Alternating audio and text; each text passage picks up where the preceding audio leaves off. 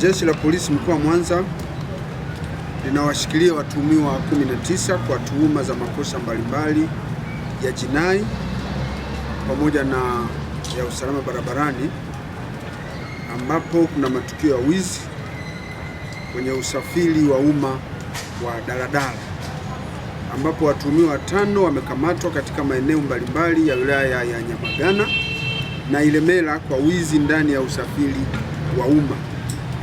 Watuhumiwa 9 ni madereva na 5 ni makondakta ambao nao wanashikiliwa kwa kosa la kukatisha njia na kutofika sehemu husika kama ilivyoainishwa kwenye leseni zao za usafirishaji, pamoja na magari 13 ambayo yamehusika katika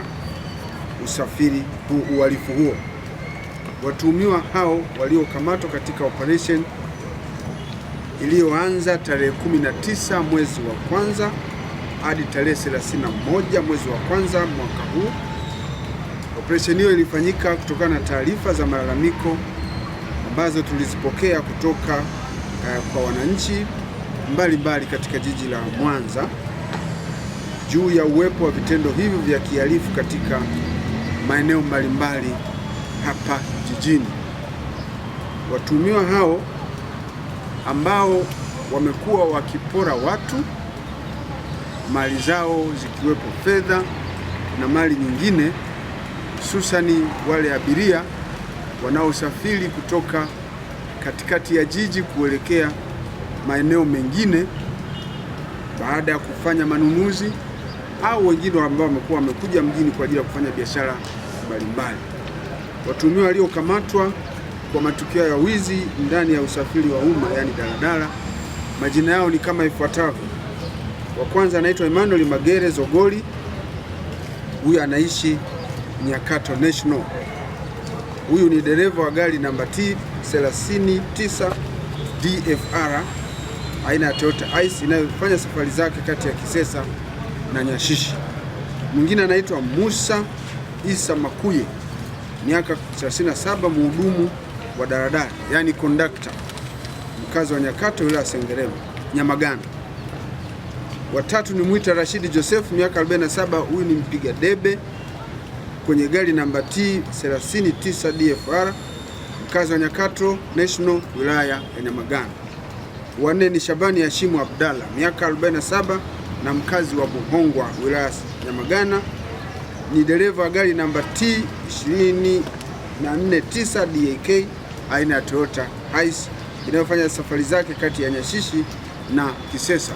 Watano ni Boniface Charles Mabina, miaka 22, mhudumu wa daladala yani kondakta wa gari namba T249 DAK na mkazi wa Nyegezi wilaya ya Nyamagana. Watuhumiwa wengine waliokamatwa kwa makosa ya kukatisha njia na kutofika sehemu husika kama ilivyoainishwa kwenye leseni zao za usafirishaji ambao idadi yao ni 9 wamekamatwa pamoja na magari kama ambavyo yanasomeka katika taarifa hii.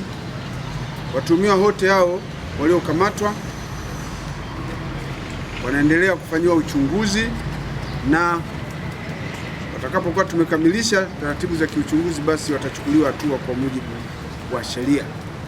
Jeshi la Polisi mkoa wa Mwanza linatoa wito kwa wananchi kuendelea kutoa taarifa, na jeshi la polisi litazifanyia kazi kama inavyotakiwa.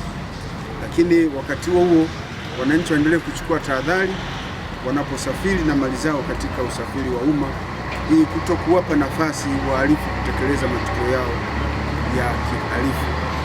Kwa maana hiyo, jeshi la polisi linapenda kueleza kwamba matukio ambayo yalianza kushamiri kwenye usafiri wa umma na hatimaye kubatizwa majina kama manowari, majina kama laki si pesa,